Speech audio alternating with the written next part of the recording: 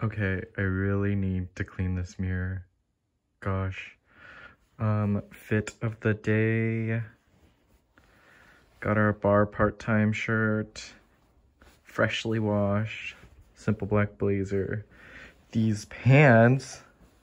Look, do you see that? The color on this is really nice. And of course our bagu. We love bagu. Yes. Ready to go.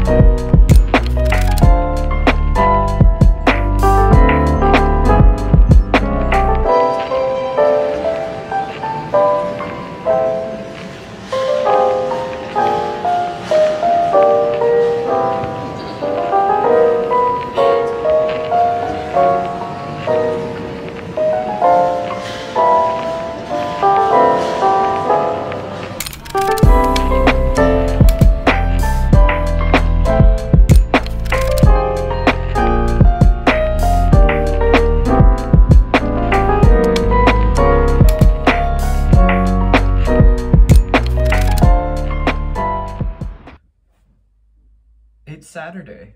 It's gorgeous. It's sunny. It's everything. We finished Before the Coffee Gets Cold. Ooh. Will say was not for me. Mostly because the writing just stunted my interest in everything. The writing was terrible. Originally a playwright, I believe this is his first novel, and it definitely shows it's his first novel. No disrespect, but I mean, everything was just written in a way where it was watered down. Talk about Before the Coffee Gets Cold. Completely diluted. Yeah, there was no room for us as the readers to really... Okay, the joy of reading is not the writer explaining everything to us.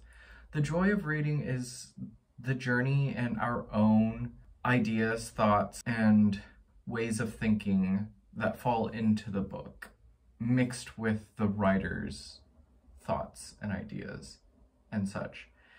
And that combined is the beauty of the reading experience. Here, everything was sort of laid out for us, and it gave us no room to enjoy the characters at all. All the characters were quite bland. There's no room for empathy for them. They just feel like cardboard, these cardboard characters, and women who essentially... Women who feel like they are definitely written by a man. Yikes. The stories follow the same logic, and we're given the premise, this premise of there are rules to going to this cafe and being able to transport yourself back into the past. The rules are rehashed again and again as if we, the reader, have forgotten what they are. Almost like throughout the entire book. I like 70%. What did I learn about this book? I learned that you can have interesting premises. The end result, the execution, not always great. If anything, and I believe that there is either a movie or a show that came out of this, but yeah, it was definitely better written for the stage or the screen, not as a book, sadly. Just not executed very well. Will I read the sequels? Probably not, if I'm having to deal with the same kind of writing. Yeah, he's just a really bad writer. But also, I'd say even a bad dialogue writer. Some of the dialogue was just questionable. As in, if it didn't need to be written, or it could be written in a way where it just didn't seem like a waste of space. Because most of the writing did feel like a waste of space. The book is poorly written. I think they're just better books to read. I feel like if you want something like this, I would look towards Banana Yoshimoto, but she wrote Kitchen. If you want something of this style and feel, read Kitchen. Is it a novel? I thought it was a short story collection. Huh, it is a novel. Why did I think it was a short story collection? Anyway, Banana Yoshimoto. Go read her. She's great. So, to make up for an wasted reading, I finished that in the cafe that I was at. I decided to jump into YA, because why not? I started reading Heartstopper by Alice Osamon. Yes. I've had this on my, like, TBR, like, forever ago. I remember her art on Tumblr. It was, like, during the Tumblr days. I saw her art on Tumblr, and I was like, oh my gosh, this is so cool. I want to read this. But it was only, like, it was either on Patreon or Kickstarter, or it was, like, serialized at first, or something like that. Or it wasn't, like, finished yet, and I was just like, oh, I'll get to it after I read it. And then it did come out, and then I realized that there were different volumes. Yeah, read that, finished the first volume at the cafe. Loved it. Both the characters are so adorable. Is it Nick and Ben? I believe it is Nick and Ben.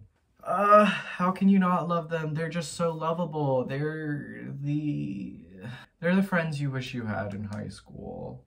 Or they are the friends you had in high school that feel so close and mean the world to you. Enjoyed them a lot. Talk about that end. Oof. Yeah, I'm not gonna spoil anything, but it's about, oh God, is it Charlie? Oh God, it is Charlie and Nick. Is it Charlie and Nick?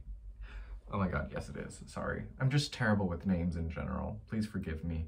It is Charlie and Nick. Charlie is the shy guy, and Nick is the rugby player, who we think is straight, but as we soon find out, he falls for little Nick, and this beautiful friendship blossoms. And that friendship gets romantic, and the romantics turn it into love. We don't know yet, we shall see, but there is a lot of great intimacy between them. I wish this was something that I had when I was growing up. Growing up, I think the only queer novels that really stood out to me was Nick Hornby's Boy Meets Boy, and that's about it. And this one other novel that I cannot remember the name of. I think it's in my favorites on my Goodreads. I can never remember the name of it. Ooh, it is by Peter Cameron, who is quite, I think he writes more often short stories. And I think this was one of his, I don't know, he's not well known, but Peter Cameron, he wrote Someday This Pain Will Be Useful to You. And yeah, reading that YA when I was a young adult meant a lot to me. Like, representation, full representation. I don't think there was enough representation for me, or access to that representation. The internet was still very young, like AIM, MySpace, early days of Tumblr. Like that was it. That was my access to any queer literature, media, anything. Like San Francisco's Looking wasn't even out yet. Will and Grace? Is that all we had? I think that was it. There was like nothing, truly nothing, obsolete. And now it's great that, you know, Gen Z has all of this access to representation, and it's beautiful. I'm glad kids can look at their screens, movie theater screens, and media, social media, TikTok, Instagram, and see themselves, be represented, because I didn't have any of that. Not even in my reading, I didn't have any of that. So, y'all be thankful. Y'all be thankful. But yeah, I'm enjoying it now. Yeah, we have volume 2 on the Kindle already. We'll probably finish that by tomorrow. Probably finish the entire volume. I don't know how many there are. How many are there? There's 5 books. Is that it? Because I swear, I Become Human yearbook. Oh my gosh, what is all this? Ugh, it's a commitment. Anyway, yeah. I deserved a nice YA break after that terrible book. Yeah. Go read Banana Yoshimoto instead. It is so nice today. Yeah.